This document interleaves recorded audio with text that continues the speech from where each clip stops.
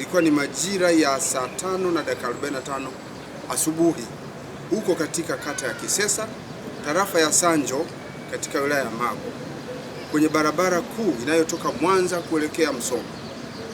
Ni kwamba gari lenye namba za usajili T 885 ENK aina ya Scania mali ya kampuni ya Sedco Tanzania Limited ilikuwa ikitokea Mwanza mjini kuelekea Bariadi. Ilikuwa ikiendeshwa na dereva ambaye anaitwa Mdamu Masalu Nyarusila. Ana umri wa miaka 40. Kazi yake ni dereva na mkazi wa Bariadi. Gari hiyo lori ilimgonga mtembea kwa miguu aliyekuwa anavuka barabara kutoka upande wa kulia mwa barabara kwenda upande wa kushoto mwa barabara hiyo. Aliyegongwa anaitwa Prosper Yusuf Msafiri. Ni mtoto mwenye umri wa miaka 7 na ni mwanafunzi wa darasa la kwanza katika shule ya msingi iitwayo Wita na ni mkazi wa Kisesa. Ajali hiyo ilisababisha kifo cha mtoto huyo hapo hapo kwenye eneo la ajali. Baada ya ajali hiyo ambayo ilishuhudiwa na watu wengi, hasa ukitilia maanani kwamba ni muda wa mchana watu kwa kwenye shughuli zao, wananchi waliokuwepo eneo hilo walihamaki, wakapata hasira na hivyo kuamua kufunga barabara hiyo ili kuzuia shughuli za usafirishaji zisiendelee, jambo ambalo lilileta adha ya muda mfupi katika eneo hilo.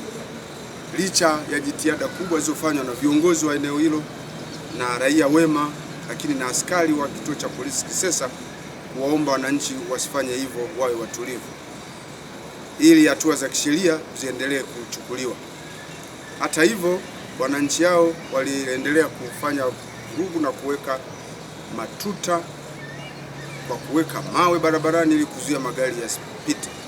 Hata hivyo, jeshi la polisi walifika na kuongezeka katika eneo hilo mara moja na kuwadhibiti na kuzidhibiti fujo hizo. Baada ya kuwaelimisha, na wale waliokaidi walitawanywa kwa kutumia mabomu ya machozi na waliweza kuondoka ndani ya muda mfupi, na hivyo jeshi la polisi likafanikiwa kurejesha amani katika eneo hilo na kuruhusu barabara hiyo kuendelea kutumika katika hali yake ya kawaida, ambapo inaendelea kutumika hadi sasa.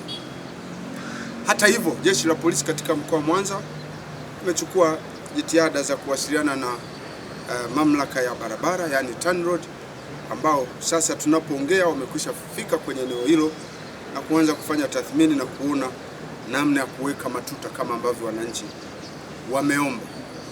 Hatua nyingine ambazo zimechukuliwa na jeshi la polisi ni kukamata dereva wa gari hilo ambaye ameshikiliwa na jeshi la polisi, gari lililosababisha ajali, lakini pia kukagua eneo la ajali, na hilo gari limezuiliwa kwa ajili ya hatua za kisheria.